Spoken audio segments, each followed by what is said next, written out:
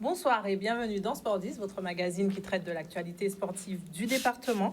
C'est la rentrée donc pour nous ce soir et nous allons bien sûr avoir un très beau plateau riche de jeunes talents et on espère aussi que cette saison sera riche pour vous en émotion, bien sûr, au niveau des résultats de nos sportifs guadeloupéens. En tout cas, on en a déjà une belle brochette sur le plateau ce soir.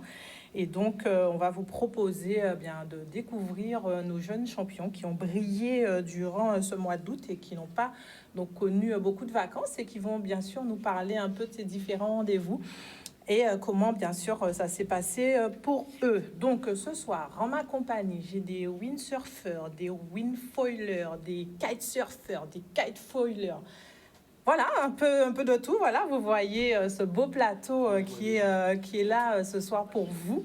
Et je vais vous proposer de découvrir Mode de Boisson. Bonsoir. Bonsoir.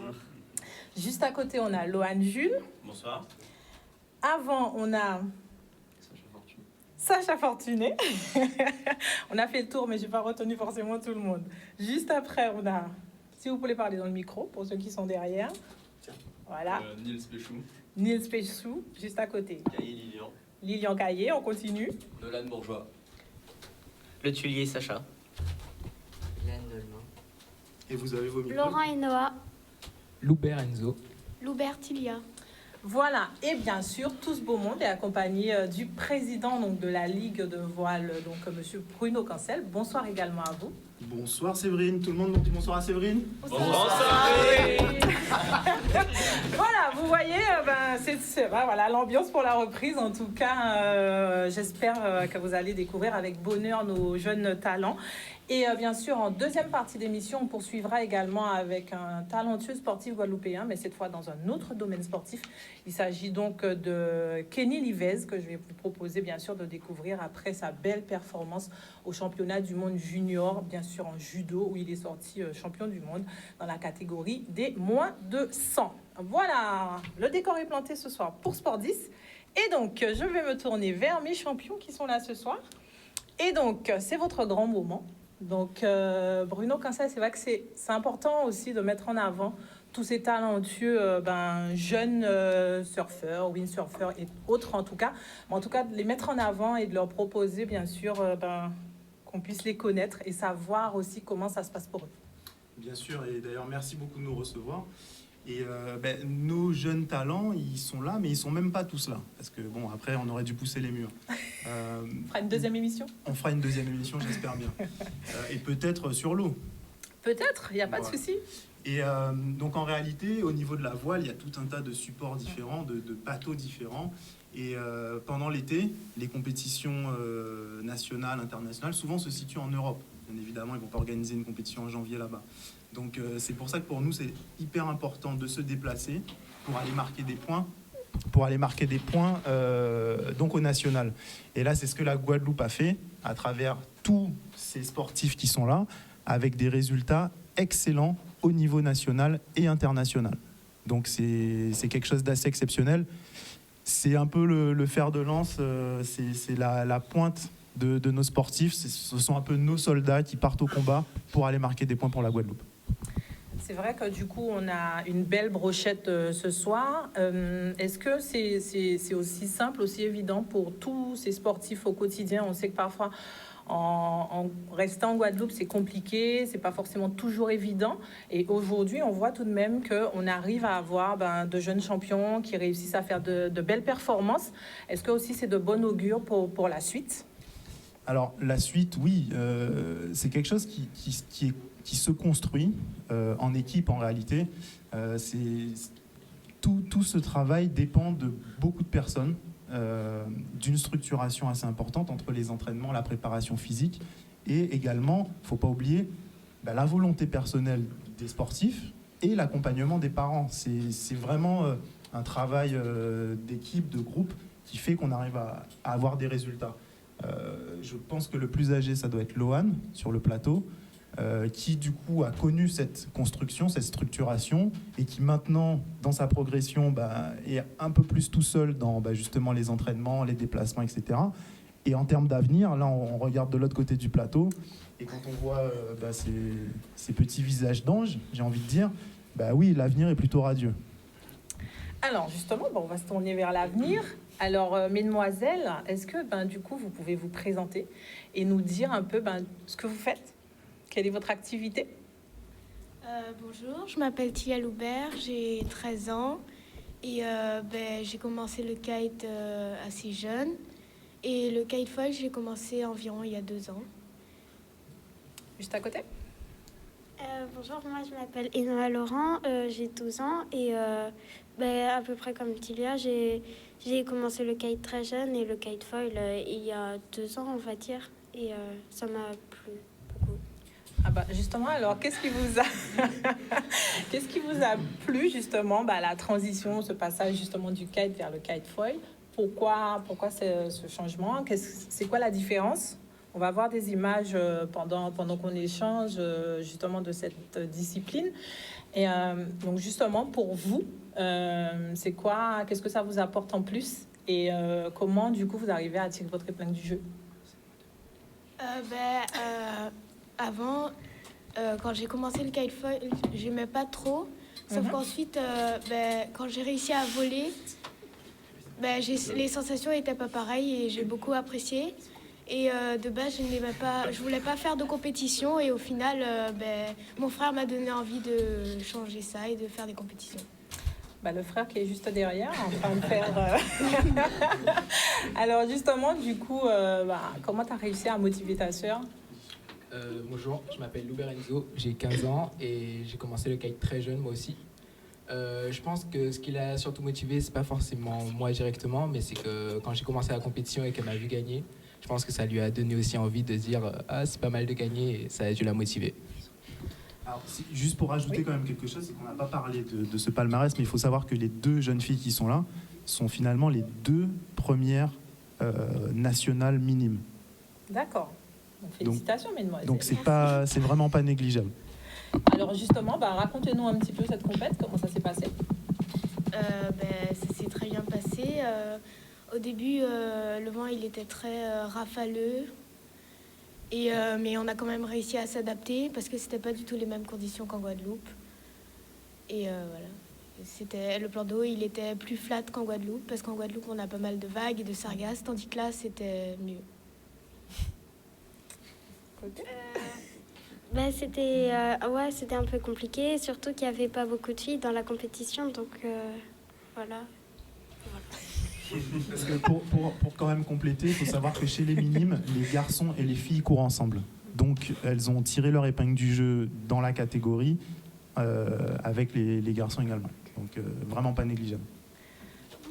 On a déjà entendu Enzo, on va poursuivre avec toi. Donc, pareil, que tu parles un petit peu de toi, de ton parcours.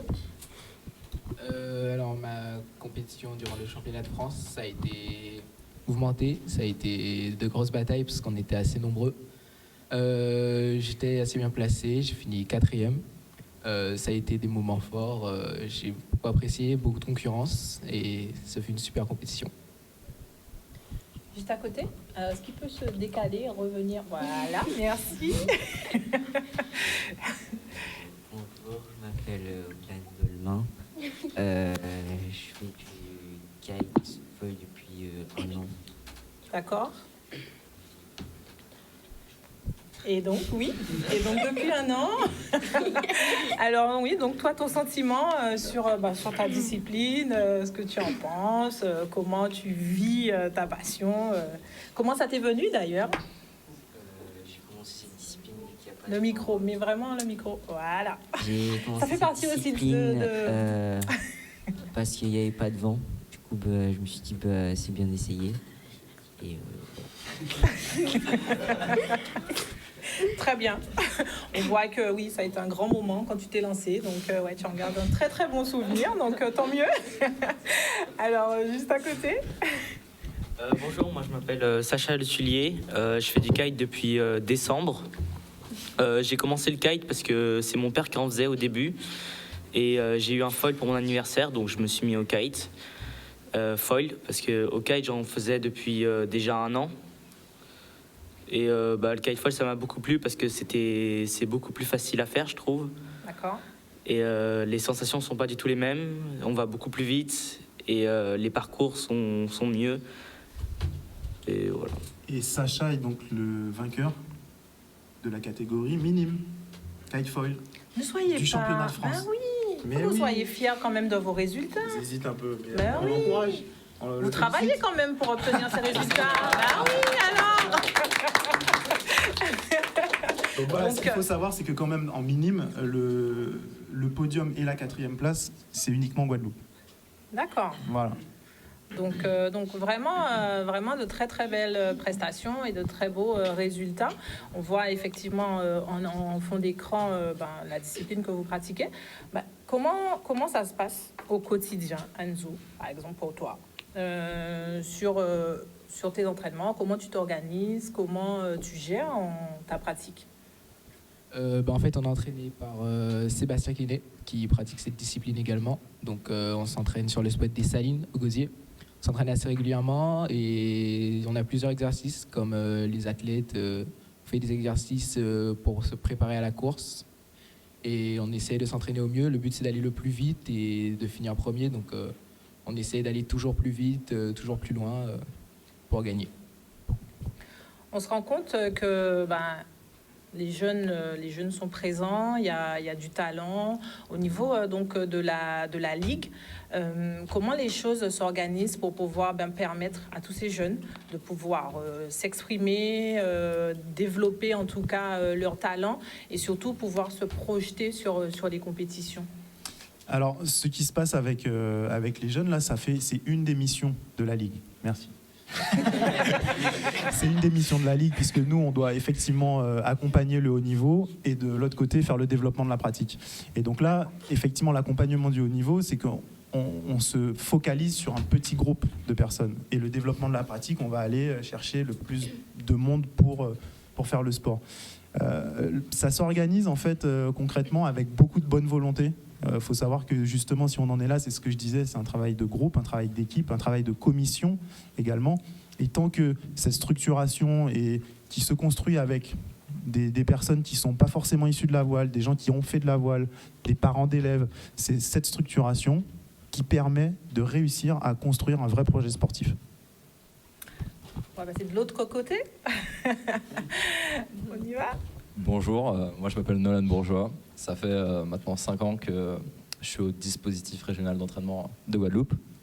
Et 5 ans que je suis aussi sur les tours nationales, internationales en windsurf et depuis 2 ans en windfoil.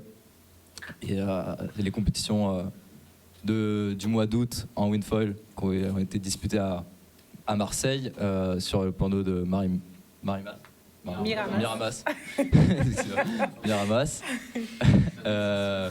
Ont été assez fun. C'est des sensations de glisse plutôt bonnes. Et c'était sympa. À côté. Moi, c'est Kay Lilian. Donc, j'ai commencé la planche à voile il y a maintenant 5 ans et intégré le pôle espoir il y a 2 ans. Donc pour moi, mon été s'est déroulé principalement en Turquie pour le championnat du monde jeune de planche à voile. Dis le nom de la ville. C'est à Alakati, à Alaçatı en turc, effectivement. On s'y est rendu donc avec Nils et Nolan, avec Eloane. C'est un plan d'eau qui était très sympa, c'est très beau. Donc c'est un plan d'eau qui est vraiment connu dans le monde de la planche à voile, où il y a du vent. Malheureusement, les 2 premiers jours de la compétition, on n'a pas eu forcément beaucoup de vent. Mais le vent s'est levé après et là on a pu assister à de bonnes batailles sur l'eau et faire de bonnes batailles sur l'eau également. Donc je termine 4e de ce championnat du monde, mon 2e championnat du monde. Voilà. C'est à côté. Du coup, moi je m'appelle Nils Péchou, j'étais au championnat du monde aussi avec Lilian et Lohan. Donc comme il a dit, les 2 premiers jours on n'a pas eu beaucoup de vent, donc on est resté sur le parking à attendre que le vent se lève. Les jours d'après, donc on a eu des bonnes conditions, on a pu avoir de bonnes batailles. Et j'ai donc terminé 3e dans la catégorie 21 DR1 pour ma première année U21.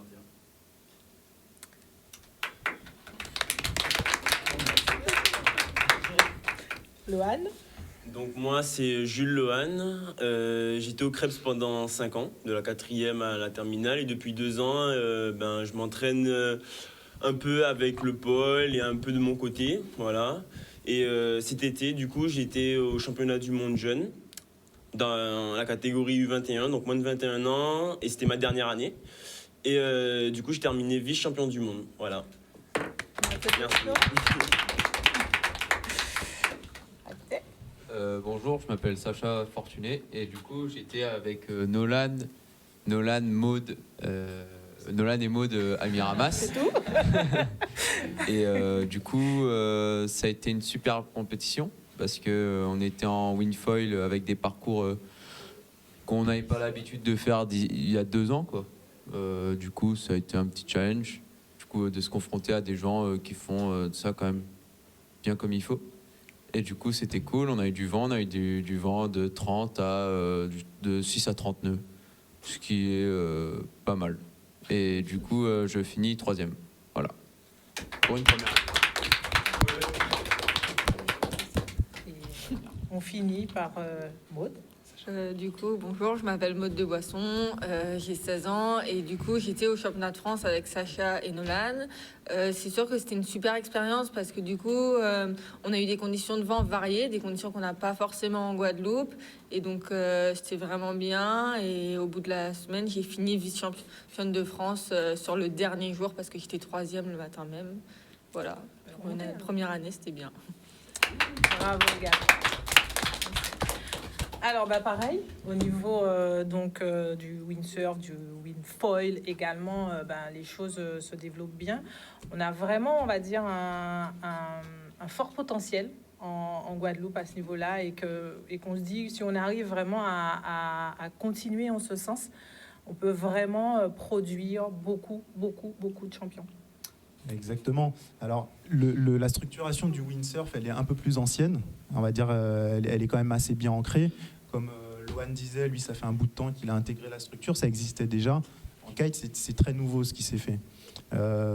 Donc, finalement, on a bénéficié aussi de cette structuration qui existait en windsurf pour essayer de calquer quelques petits éléments pour le kite. Ce qu'il faut savoir aussi, c'est que ils ont réussi à avoir ces scores-là. Ils n'étaient pas tout seuls en déplacement. Ils étaient encadrés justement par leur coach, Ulysse en windsurf, Ulysse Pozzoli en windsurf, et donc Seb Kenney en kite. Et le travail qui a été fait, c'est-à-dire que c'était un peu... c'était la cerise sur le gâteau. C'est-à-dire que ce sont des coachs qui ont monté, qui ont construit pendant toute l'année en fait, ce projet sportif avec de la nutrition, de la préparation physique. Il y a un suivi scolaire également pour tous ceux qui sont au Krebs. Et ensuite, aller en déplacement, aller en championnat, c'est le moment où tout se concrétise. Donc, c'est vraiment l'aboutissement d'un travail de toute une année, pour certains même de plusieurs années. Et le potentiel dont vous parliez, oui, il est là. C'est un potentiel qui existe depuis longtemps parce que, surtout sur la planche à voile, c'est vrai qu'il faut aussi voir qu'en voile, donc tous les supports, depuis qu'il y a un bateau qui est sur l'eau et qui est poussé par le vent, c'est de la voile. Mais en Guadeloupe, quand on remonte même dans les années 80 et qu'on pense aux frères Galas, en windsurf, ils allaient au championnat du monde en Allemagne faire des scores. Par la suite, on a eu du José Bahadour, on a eu du François Guibourdin. Le windsurf a une histoire en Guadeloupe qui est importante. C'est vrai qu'on a tendance à des fois l'oublier un petit peu, mais la Guadeloupe a toujours brillé en windsurf. Et donc ça continue, en fait, on va dire, de cette belle façon. Et peut-être qu'en kite, on est en train, c'est tout nouveau. Ça arrive, on a des toutes jeunes générations et on peut imaginer que la suite sera aussi brillante. Lohan, toi qui disais que c'est ta dernière saison chez les U21, donc la suite pour toi, ça va être quoi du coup ? Du coup, la suite, ça va être chez les seniors. Donc, on va faire une première année d'expérience et après, on va essayer de performer au mieux. Et après, moi, mon but ultime, c'est de devenir champion du monde dans ma discipline. Donc, on va s'en donner les moyens. C'est mon rêve. Donc, pour l'instant, j'y crois. On est bien parti. Et puis voilà. Après, je voudrais rajouter aussi que lors de ce championnat du monde, nous, enfin, les slalomers, du coup, on s'est déplacés seuls, mais on avait un encadrement du dispositif France avec Julien Magurno qui était sur place. Et pour une première, Nils, il s'est super bien débrouillé, c'était pas facile, ça s'est joué jusqu'au dernier jour. Lilian, il n'a pas pu accrocher le podium, mais il s'est super bien débrouillé. Donc, on s'est déplacé seul, mais on a su apporter des résultats pour la Guadeloupe, donc ça c'est vraiment top. Voilà. En même temps, vous n'étiez pas seul, vous êtes tous les trois. Ouais, voilà. Vous avez fait.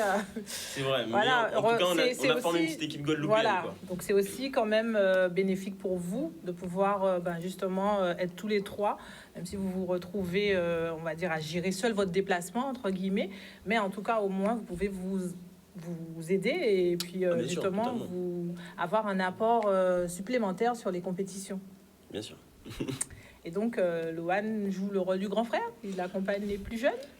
J'essaye de donner des conseils, voilà, j'essaie d'apporter un peu d'expérience. Après, on est concurrents sur l'eau, hein. Avec Nils, on était en bataille, donc c'était sympa. Et puis ouais, ça fait plaisir de voir qu'il y a de la relève, quoi, que ça soit en planche ou en kite. Alors, président, justement, donc vous disiez que le kite, donc ça commence bien sûr à se structurer, à se développer encore plus. Donc, la suite, est-ce que donc il y aura une intégration aussi au niveau du pôle? Comment donc la Ligue de voile voit justement le développement et l'intégration, on va dire, du kite dans la formation, dans la préparation de tous ces jeunes qui sont là présents ce soir? Alors honnêtement, c'est pas évident. C'est pas évident de se projeter parce que au niveau on va dire de la partie qui est beaucoup moins drôle, de la gestion, de l'administratif, de coller au cahier des charges fédéraux, etc. C'est un travail qui n'est pas un travail, mais c'est un travail de tous les instants pour réussir à défendre notre position. Et c'est pas facile, et surtout quand on arrive et qu'on essaie un peu de bousculer. Mais en réalité, c'est avec des résultats comme ça qu'on arrive à faire notre place et se faire reconnaître au national. Donc, concrètement, au niveau du kite, c'est encore, je dirais pas flou, mais je dirais plutôt mobile. Et on va en tout cas apporter un soutien pour que ça continue, pour qu'on arrive à ce que ces résultats continuent dans les catégories suivantes et surtout qu'il y ait de nouveaux arrivants dans l'entraînement, dans la section d'entraînement kite. Est-ce qu'il va y avoir aussi, du coup, des compétitions? On sait que la situation sanitaire a fait que les choses étaient un peu compliquées et tout. Est-ce que, du coup, tous ces jeunes, au-delà des déplacements, des beaux résultats sur les championnats extérieurs, est-ce qu'en Guadeloupe aussi, on va avoir de grandes compétitions pour pouvoir justement admirer nos jeunes talents et nos jeunes prodiges? Alors oui, bien évidemment, il y a un calendrier qui est construit, qui est en cours de construction. Il faut savoir que ce calendrier dépend des clubs en Guadeloupe. Et ce sont les clubs qui proposent des régates en fait, à leurs coureurs. C'est un petit peu les offres qu'ils peuvent fournir à leurs compétiteurs, parce que chacun d'entre eux est licencié dans différents clubs sur la Guadeloupe. Il faut savoir que la Ligue de Guadeloupe, ça comprend les clubs de la Guadeloupe, entre guillemets, continentale, plus les îles du Nord. D'accord. Et c'est vrai qu'en fonction des communes ou en fonction de l'endroit où on est, il y a des dynamiques plus ou moins effectives sur la planche à voile, sur le dériveur, sur la voile traditionnelle, sur tout ça.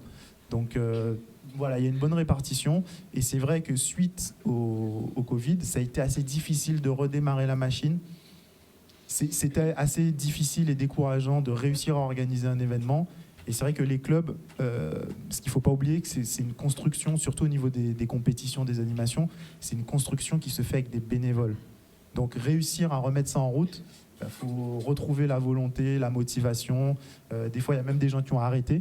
Donc c'est quelque chose qui revient tout doucement. Mais il y en aura, bien évidemment, il y en aura. Le calendrier va sortir fin septembre.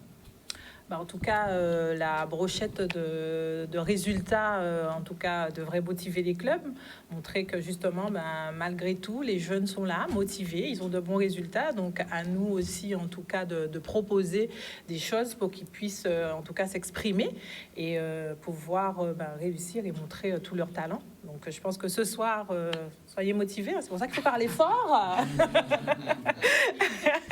Pour se vendre un peu, c'est important, en tout cas, en tant que sportif, qu'on puisse reconnaître, bien sûr, tout votre talent et tous ces efforts que vous faites au quotidien pour être là où vous êtes. Donc, ne rougissez jamais et n'ayez jamais peur de vous exprimer et de dire ce que vous avez à dire. C'est important. Donc voilà. En tout cas, moi, je vous renouvelle toutes mes félicitations. Je remercie encore Bruno Cancel pour cette belle initiative. J'espère vous revoir. Donc, soyez forts. Et bien sûr, je vous souhaite beaucoup de courage sur cette nouvelle saison. Et moi, je vous dis à bientôt, en tout cas. Et c'est l'heure de la pub. Et donc, c'est votre moment. Allez-y. Allez, tous ensemble. On dit merci, Séverine. Non, pas à moi. Séverine. Pas à moi, mais bon. En tout cas, moi, je vous félicite encore. Bien sûr, c'est l'heure de la pub. Et juste après la pause pub, on se retrouve. Et cette fois, on va rencontrer Kenny Livez, comme je vous disais en début d'émission, qui, bien sûr, a terminé champion du monde junior dans la catégorie des moins de 100 kilos. Et donc, bien sûr, on va à la rencontre de ce jeune champion, lui aussi pétri de talent, et qui, bien sûr, qui va nous raconter son expérience au championnat du monde. Voilà, donc c'est la pub et on se retrouve juste après. De retour dans Sport 10 avec Kenny Livez, que j'ai le plaisir de retrouver de manière physique, puisque la fois où on s'était vu, on était en visio, c'était pendant la période du confinement.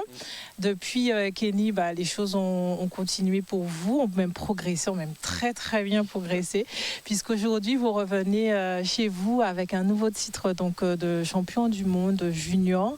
Et donc, justement, déjà votre sentiment après cette belle victoire.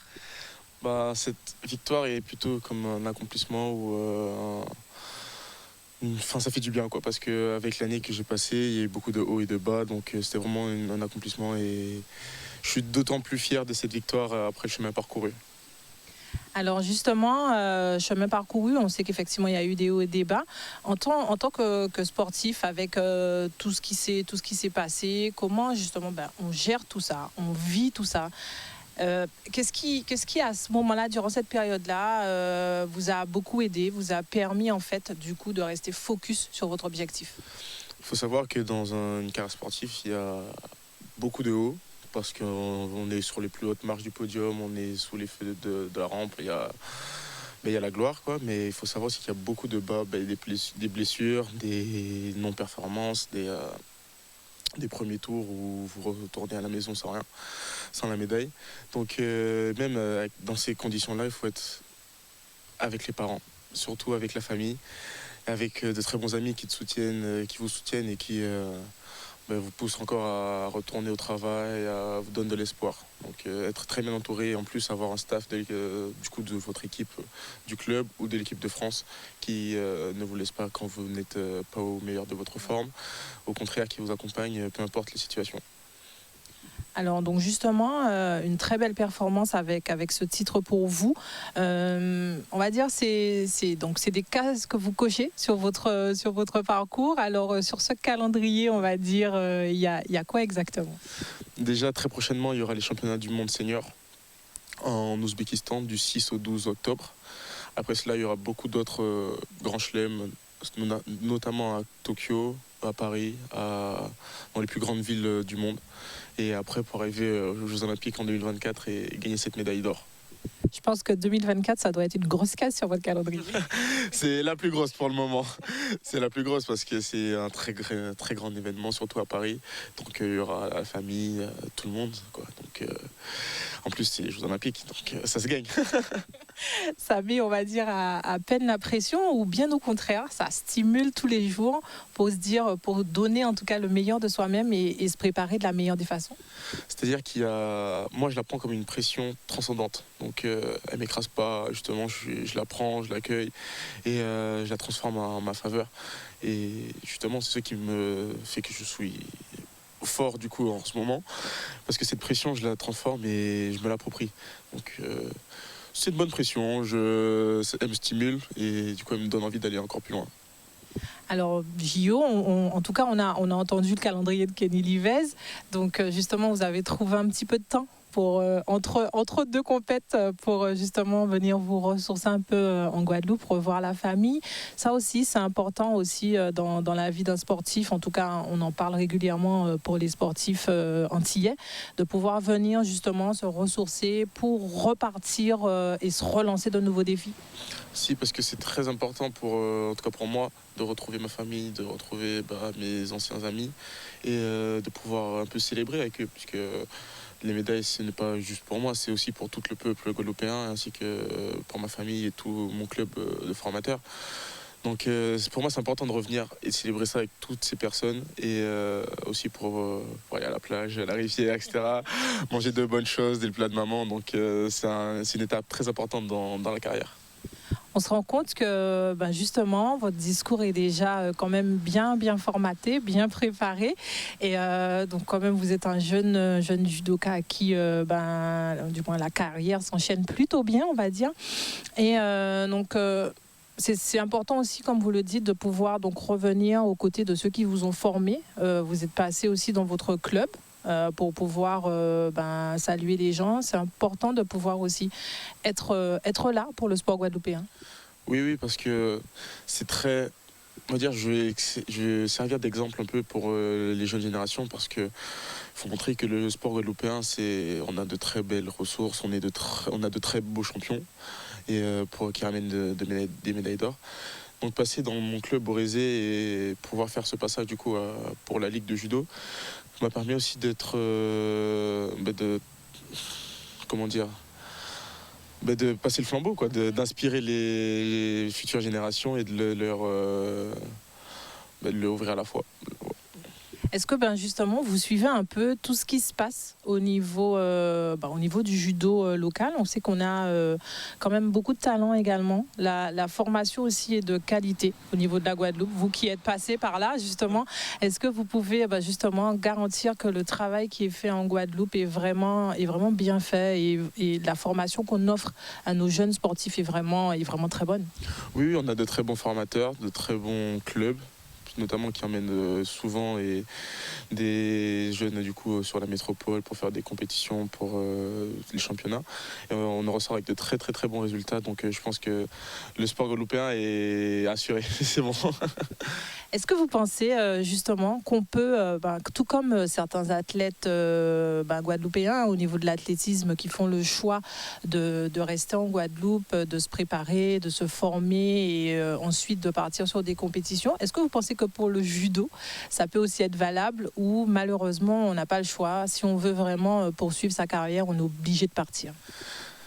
Le judo, c'est un sport individuel, mais on s'entraîne en collectivité, c'est-à-dire qu'on a besoin les uns des autres pour progresser.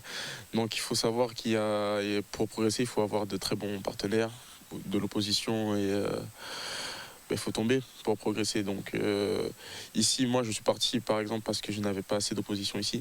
Donc je suis allé en chercher en métropole et sur l'île de France, où j'ai pu rencontrer de très bons judokas qui m'ont fait tomber, du coup je les fais tomber du coup par la suite. Mais pour le judo, ça risque d'être compliqué d'évoluer ici. Mais j'espère par la suite qu'il y aura un pôle beaucoup plus fourni du coup au CREPS et au CREJ, et que les judokas ne seront pas obligés de partir de leur île pour évoluer. Alors la suite, justement, sur votre déplacement, vous êtes là une petite semaine, vous arrivez tout de même à caler plusieurs rendez-vous. Vous êtes aussi là justement pour cette jeunesse sportive, puisque vous faites aussi des interventions au niveau du CREPS. Ça aussi, c'est important que les jeunes puissent avoir ce retour, savoir aussi ce qui peut être bien, ce qui peut être pas bien, ce qui a marché, ce qui ne marche pas surtout, et de l'entendre d'un jeune aussi, de jeune judoka qui a déjà quand même fait pas mal de choses. C'est aussi important. Oui, moi je suis passé par le CREPS, par la cité scolaire notamment, et donc c'est un passage obligé pour témoigner que déjà des bienfaits de la cité scolaire et du CREPS et des installations, et de leur dire aussi de profiter, de prendre tout ce qu'ils ont à prendre et de vivre leur expérience à fond, et du coup de leur donner aussi beaucoup d'espoir pour la suite. Alors, on a parlé beaucoup de judo, mais Kenny Livez, c'est pas que du judo. Alors, justement, si tu devais nous parler de toi en tant que Kenny Livez hors du tatami, comment se passe sa vie? Alors, j'ai une très grande passion pour la musique, c'est-à-dire que je pratique du saxophone depuis 8 ans maintenant. Donc, je suis un musicien, assez confirmé maintenant. Et donc, à part ça, j'adore aller au cinéma avec mes amis. Je suis un très grand fan de films Marvel ou des trucs un peu plus comédie. Et voilà quoi, j'adore aussi la musique. Je me rends dans de très nombreux concerts. Rap ou jazz ou on va dire je suis assez ouvert niveau musical. Donc voilà quoi, j'ai plein de casquettes. Et puis aussi, souvent, justement, on parle de double projet au niveau du CREPS, quand on y est, scolaire et aussi donc sportif. Sur le plan scolaire, je sais aussi que vous êtes plutôt bien, bien loti. Donc, justement, un petit point là-dessus. Je suis en sciences de l'ingénieur, c'est-à-dire une licence à la Sorbonne, à Paris. Et donc là, je suis en train de finir mes années de licence pour après intégrer l'école d'ingénieur Polytech Sorbonne pour afin me spécialiser dans les systèmes embarqués ou la recherche et l'innovation. Donc on peut vraiment dire que Kenny Livez, c'est un sportif accompli, un étudiant aussi accompli. Mais comment en fait, du coup, tu arrives à gérer tout ça? À l'INSEP, on a une très grande chance, c'est-à-dire que vu notre emploi du temps assez chargé, c'est-à-dire qu'on a entre 5 et 6 heures d'entraînement par jour, on ne peut pas faire tout en même temps, c'est-à-dire qu'on ne peut pas aller à la fois toute la journée à l'école et être à la fois toute la journée à l'entraînement. Donc avec l'INSEP, ils ont des partenariats avec du coup notamment mon université, la Sorbonne, où on a des aménagements annuels ou hebdomadaires, où on envoie d'abord notre disponibilité à l'école, qui nous renvoie les cours qu'on peut faire et les UE qu'on peut valider. Et grâce à ça, j'arrive à concilier les deux et j'espère pour de nombreuses années.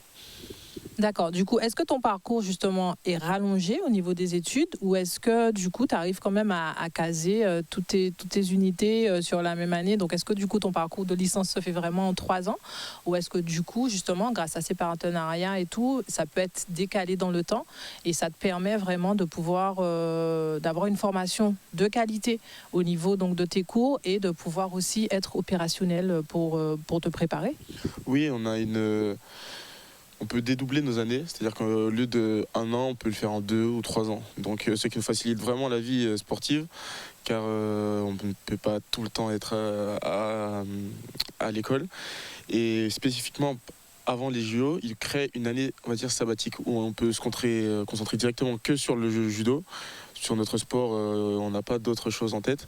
Et pour après reprendre l'école. Donc on a cette facilité d'aménagement et de disponibilité des cours. Donc là, tu vas quasiment être dans une année sabbatique. On verra. En tout cas, je vais essayer d'alléger un maximum pour me concentrer sur le judo. Donc, je pense pas être en année sabbatique puisqu'il faut garder quand même un équilibre sport-école. Donc, je vais peut-être alléger un peu mon emploi du temps, mais je vais continuer à étudier. Et donc, justement, après le judo, avec tout ça, ton ambition professionnelle, ce serait quoi ta reconversion pour toi? La reconversion idéale pour Kenny Livez. Alors, je ne sais pas si on peut parler de reconversion idéale, c'est-à-dire que à tout moment, dans 10 ans, je suis encore du judo. Ou peut-être dans 15 ans, peut-être je vais entraîner l'équipe de France senior ou du coup me pencher sur mon projet professionnel initial, qui était ingénieur en système embarqué ou en recherche et innovation, ou basculer dans une autre filière, c'est-à-dire kinésithérapie ou ostéo. Donc pour l'instant j'ai un objectif fixe. Après il peut varier, il peut évoluer. Donc voilà quoi.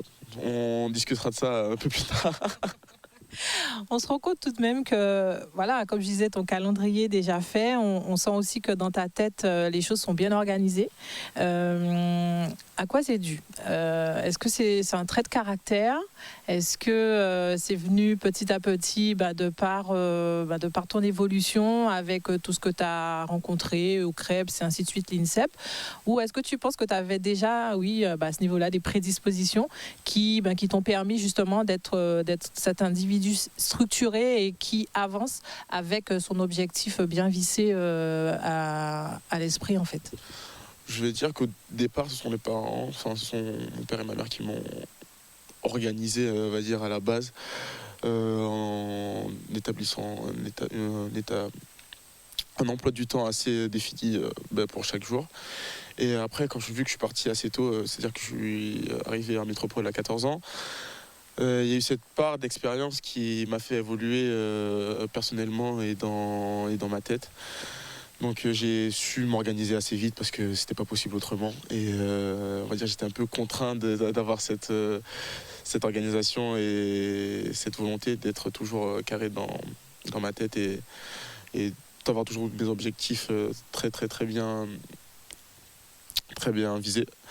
Donc c'était un peu expérience naturelle, c'est un peu de tout on va dire. Alors justement, tes parents, je pense qu'ils occupent justement une place essentielle aussi dans la réussite de ce projet. Oui, forcément, puisque mes parents étaient toujours là pour moi et même quand je suis parti très jeune, ils m'ont accompagné pendant 6 mois pour m'aider à m'adapter et pour pas me laisser comme ça, parce qu'il y a beaucoup qui partent et ils n'ont pas ce soutien des parents. Donc ils ont été là et ils le sont encore, donc merci à eux et j'espère qu'ils le seront encore. Donc c'est vrai que ça donne aussi justement ce petit boost, cette joie de vivre qu'on retrouve à travers vous, à travers votre sourire et à travers vos propos. Et c'est vrai que un athlète qui est bien dans sa tête, qui est bien accompagné, du coup il ne peut faire entre guillemets que des grosses performances. Oui, forcément, puisque le sport c'est plein de paramètres. On voit pas, enfin, faut pas voir juste l'entraînement et la compétition. Il y a beaucoup de paramètres qui forment du coup l'excellence. Il y a déjà l'environnement, où les parents, les amis, les fréquentations, l'alimentation, parce que c'est notre carburant, l'alimentation, si on mange mal ou si on ingurgite des choses mauvaises, quoi, ça va se refléter sur notre performance. Et l'école, du coup, pour avoir cet équilibre. Et voilà, le sommeil, l'hygiène de vie, et c'est vraiment un tout qui forme notre performance et notre carrière aussi. Quand vous êtes ici, vous parlez d'alimentation. C'est aussi bien suivi que quand vous êtes au niveau de l'INSEP. Il n'y a pas d'écart. Maman, elle est... Parce que je sais que papa aussi fait de la pâtisserie. Donc, c'est facile.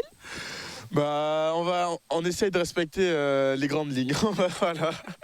Non, il faut forcément quelques écarts justement pour avoir cette frustration qu'on retourne du coup dans notre routine alimentaire et dans notre environnement, on va dire, sécurisé, où on a tout défini par jour et à chaque heure. Donc là, je me permets avec quelques écarts et voilà, c'est pas pour très longtemps. En tout cas, au moins pour bien profiter de la semaine. Exactement. Donc voilà, je pense qu'on a un petit peu fait le tour, hein, Kenny, parce qu'on avait déjà discuté de votre parcours la première fois qu'on s'était vu sur le judo. Et c'est vrai que je pense que du coup, ça reste quand même effectivement chez vous un sport familial. Hein. Oui. Donc je pense que la famille aussi à ce niveau-là, au-delà de vos parents, est aussi très très heureuse de ce qui vous arrive. Oui, on a fait un grand repas ce dimanche avec mes deux familles, du coup mon père et ma mère. Et franchement, c'était un régal de les avoir tous ensemble et voir qu'ils me soutiennent et qu'ils sont prêts encore à m'accompagner et à me pousser au plus haut niveau et pour de nombreuses années. Donc, c'est une chance d'avoir toute sa famille derrière soi. Donc, on rappelle le prochain rendez-vous de Kenny Livez. Championnat du monde en Ouzbékistan du 6 au 12. Voilà, donc vous savez tout, donc n'hésitez pas à le suivre. Nous, on vous donnera également sur Sport 10 des nouvelles de Kenny Livez. On va bien sûr continuer à suivre ses exploits et on lui souhaite bien sûr le meilleur pour ce rendez-vous championnat du monde. C'est vrai qu'on n'a pas parlé du coup de l'intégration chez les seniors, effectivement, l'arrivée chez les grands. Justement, je le prends comme une chance et c'est à moi d'aller faire ma place, de m'intégrer et de m'imposer en tant que moins de 100 senior numéro 1 pour les JO. Donc j'y vais vraiment avec cet esprit vraiment de m'imposer et de montrer de quoi je suis capable. Et donc voilà, de prendre aussi beaucoup de plaisir et prendre de l'expérience. Très bien, il est serein, Il est confiant. Rappelez-vous en tout cas de sa détermination et de son envie. Et bien sûr, à la fin, bien sûr, mi-octobre, hein, on sera à l'affût pour savoir ce que Kenny Livez, bien sûr, a pu faire sur ces championnats. Mais en tout cas, on lui souhaite que le meilleur. Et bien sûr, Sport 10 sera toujours à ses côtés pour l'encourager et le suivre, bien sûr, dans ses grands rendez-vous. Alors, objectif championnat du monde, puis bien sûr, les JO aussi en tête pour Kenny Livez. Pour nous, en tout cas, on lui souhaite bon voyage, bon retour, bonne compète. Et on se dit bien sûr également à très très vite pour un nouveau numéro de Sport 10.